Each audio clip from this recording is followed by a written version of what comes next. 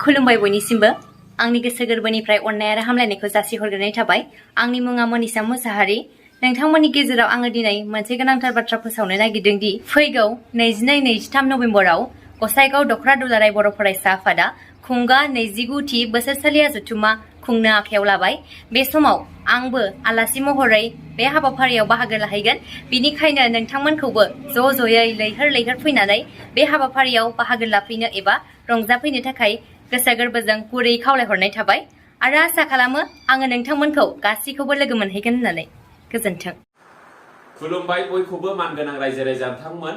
गसाइगाव दख'रा बर' फरायसा आफादनि 29थि बोसोरसालिया जथुम्माया देग्लाय गसाइगाव गुरुफिलानि साखाथियाव थानाय राजादाबि होननाय जायगायाव 22 आरो 23 खालार खालि दिन थिग खालामनाय जाबाय। बेनिखायनो बे साननैनि हाबाफारियाव 22 आरो 23 खालाराव बयखौबो लैहोर फैनानै बे प्रग्रामखौ जथुम्माखौ मेहेरगोनां खालामफैनो थाखाय गुरै खावलायहरनाय जाबाय।